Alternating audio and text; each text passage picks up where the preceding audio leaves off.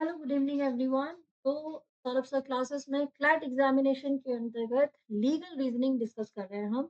And five से third section है legal reasoning का क्लैट एग्जामिनेशंस में। ऑलरेडी वीडियो स्टार्ट हो चुका है, ये सीरीज चल रही है, ठीक है। मैंने इससे पहले आपके साथ दो सेक्शन डिस्कस करके अपलोड कर दिए हैं चैनल पर, तो डिटेल में हम समझेंगे क्वेश्चन आंसर्स को। तो आज का जो ये वीडियो है ये स्टार्ट हो रहा है क्वेश्चन नंबर 60 लीगल रीजनिंग में।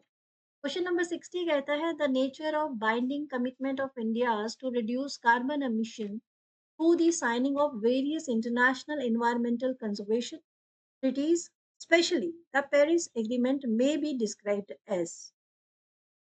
ये क्वेश्चन में यहाँ पर पेरिस एग्रीमेंट में जो कार्बन एमिशन के लिए डिस्कशन हुआ था, ठीक है, उसमें कॉन्ट्रैक्ट साइन किया गया और जो सिग्नेटरी थे उनको ये कदम उठाने की कार्बन एमिशन को कितना रिड्यूस किया जा सकता है, ये पैसेज ही पूरा इसी पर था। तो यहाँ पर है कि क्या nature of binding commitment of India to reduce, India का चलिए देख लेते हैं।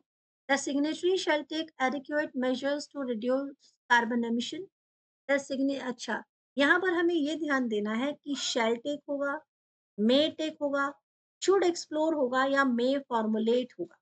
देखिए, जब बात होती है लीगल लीगल डॉक्यूमेंट्स की, लीगल फॉर्मेलिटीज की, तो हमें बहुत ही ध्यान से शब्दों को चुनकर लिखना पड़ता है, ठीक है। अब यहाँ पे हम देख रहे हैं कि भाई जो ये क्वेश्चन नंबर 60 है, इसमें ये था कि पेरिस एग्रीमेंट के अंतर्गत जो भारत का कार्बन एमिशन है उसे कम करने के लिए जो कमिटमेंट है, ठीक है, उसका नेचर कैसे डिस्क्राइब कर सकते हैं। तो यदि आप ध्यान देंगे तो पहली बात तो ये कि जो पेरिस एग्रीमेंट हुआ वहां पर क्या एक कंट्रीब्यूशन करने के लिए एक संगठन या एक लीगल, तो नॉट लीगल आई वुड से, एक प्लानिंग जो की गई है वो एनडीसी के अंतर्गत की गई है, यानी कि नेशनल डिटरमाइंड कंट्रीब्यूशन, ठीक है, ये सब आपको याद रखना है। तो यहाँ पर है ऑप्शन ए ठीक रहेगा, the signatory shall take adequate measures to reduce carbon commission. Shall take मतलब ऐसा करने का वो प्रयत्न करेगा या ऐसा करने का वो कोशिश करेगा और they will try for that, ठीक है। तो जो पेरिस एग्रीमेंट है वहाँ वो ये देश है वो क्या करेंगे कि they would take good step, और I would say the best step to reduce this, ठीक है, कि हाँ भाई एक वॉलंटरीली कमिटमेंट हो जाएगा, एक कमिटमेंट करेगा, ठीक है।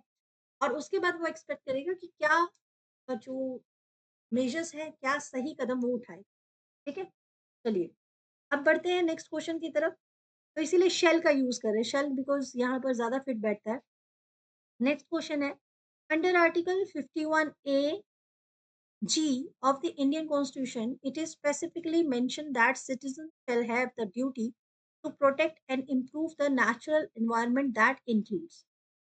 अब यहाँ पर जब ऑप्शन इसकी क्वेश्चन की बात कर रहे हैं, क्वेश्चन 61, तो ये आर्टिकल है बहुत इंपॉर्टेंट, इसके भी बारे में पढ़ना बहुत जरूरी है। यहाँ पर ये जो आर्टिकल है 51, ये क्या कहता है, ये कहता है to protect and improve the natural environment. ये एज इट इज पैसेज में हमने पढ़ा था, जिसमें फॉरेस्ट आते हैं, लेक, रिवर्स और वाइल्ड लाइफ आता है, ठीक है। तो ये इसमें ऑप्शन जब हम पढ़ रहे हैं तो इसमें है rivers and lake, forest and wild life, all living creature, only A and B. अब ऐसे क्वेश्चंस में स्टूडेंट कंफ्यूज होके ओनली ए एंड बी करते हैं, but the right answer is all living creatures, ठीक है, not only rivers and lakes और forest and wild life, but all living creature, and it mentioned in article 51 AG। Okay, I hope आपको answer मिल गया होगा। अच्छा, अब इससे पहले कि आगे बढ़ूँ मैं आपसे एक इम्पोर्टेंट कर लेती हूँ और वो है इसके बारे में। अगर आप जुड़ना चाहें तो this is our Telegram channel doctor Saurabh sir classes. और कोई भी आपकी क्वेरी हो और if you want to buy any crash course related to this paper, तो आप कनेक्ट कर सकते हैं 9836793076 से।